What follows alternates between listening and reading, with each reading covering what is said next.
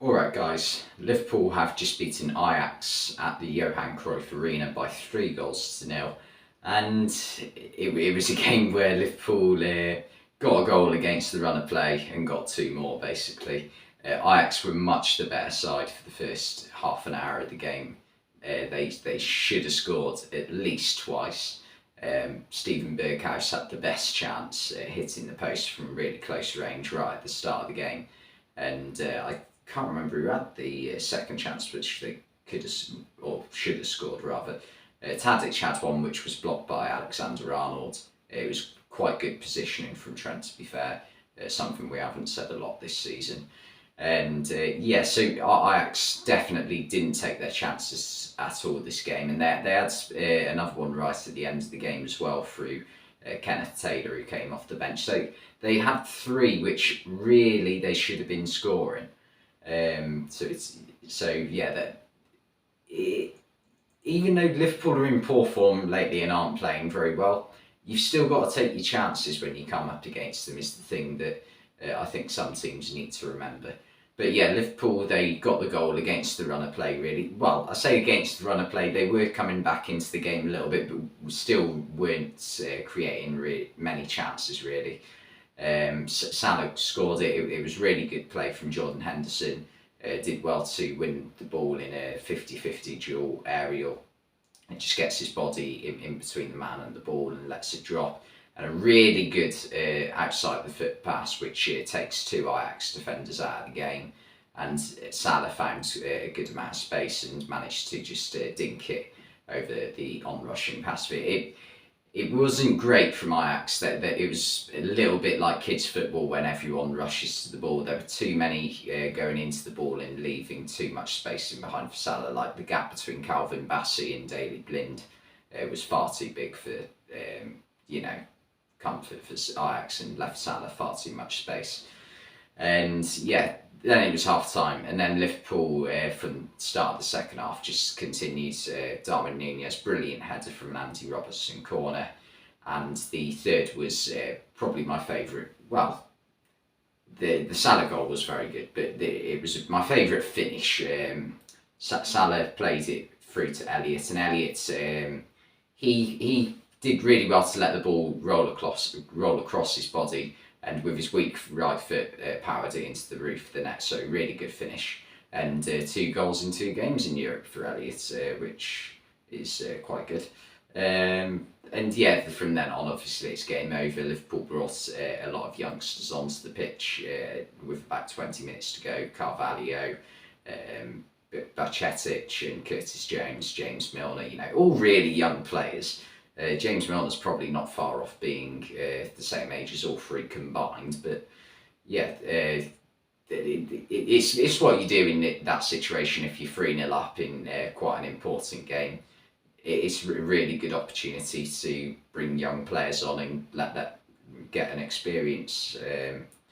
Like obviously playing Ajax away, it's a massive fixture, no matter how good Ajax are.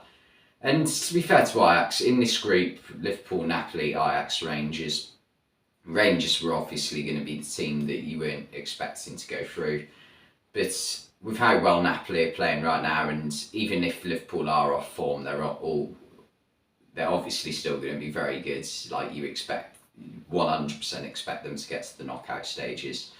It's going to be tough for Ajax, especially with how many players they lost in the summer. I can't remember if Onana went this summer or last summer, but he's big miss with like their 2 goalkeepers left over are Pasveer, who's in his late 30s, and Stecklenburg, who's recently turned 40. So they haven't got many good options in the goalkeeping department, and they've also lost Mazraoui and Gravenberch to Bayern. They've lost Martinez and Anthony to Man United, and I'm sure they've lost someone else, Sebastian Haller to Dortmund. So that's like the spine of your team completely gone.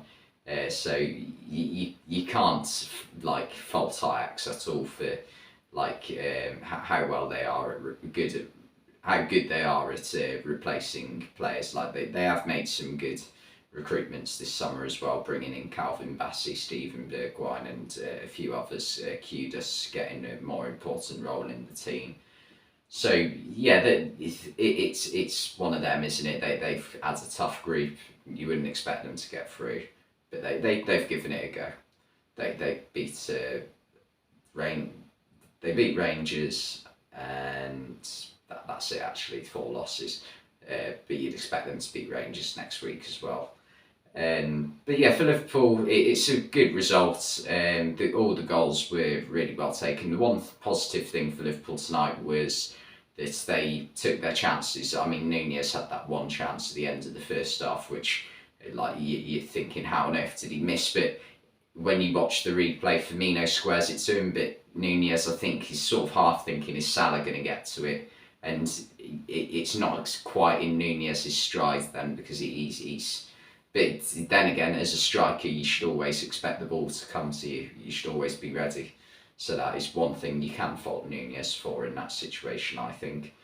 But yeah, I think this game could have gone a lot differently had Ajax have taken their chances at the start of the game. It was very reminiscent of the Napoli game on the opening match day of the Champions League this season, where Napoli just from minute 1 went at Liverpool, created chances. The only difference is Napoli scored through a penalty from Zielinski, and who got the second? I can't remember who got the second for them. Oh, Anguissa, and then Simeone got third, and I think Simeone got fourth as well. So yeah, Napoli took their chances in that game. Ajax didn't tonight. That's the main difference. I was just watching as they were finishing. They were also showing live scenes at the Tottenham game. And to me, it just looks like one of the worst decisions that I've ever seen Harry Kane being disallowed. The 96th minute winner, I think it is. How on earth they've come to that conclusion, to me, is bizarre.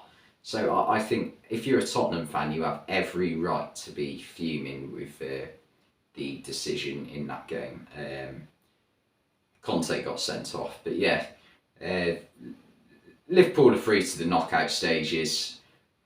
It's not been the most memorable group stage for Liverpool ever. I think if we beat Napoli next week, then yeah, it's not been too bad. 5 wins and 1 loss, but that loss against Napoli really did highlight some of Liverpool's frailties. And I think the problem for Liverpool is, in defence, Liverpool have always... I do think Liverpool's defence has always been slightly... I feel like overrated's being harsh, but they've always had a solid midfield 3 who are defensively astute in front of them. For the majority of the time, it's been either Fabinho, Henderson, Wijnaldum, or Fabinho, Henderson, Thiago, and they're all 3, players who are good defensively.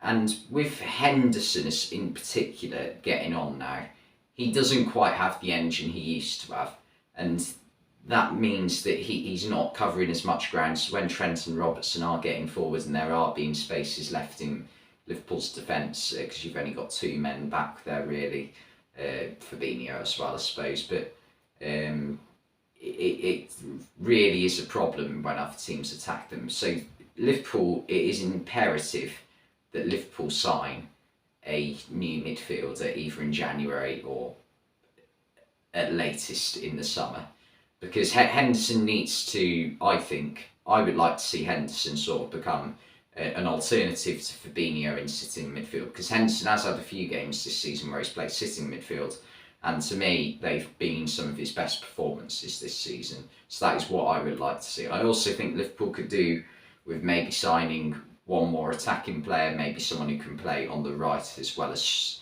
maybe striker, because behind Salah you haven't really got anyone to play on the right now. I know Harvey Elliott can play that role, but he to me looks like much better being an attacking option in a midfield 3. So yeah, that's probably what Liverpool needs to target next in terms of transfers. But yeah, anyway, thanks for watching this video and I'll see you next time.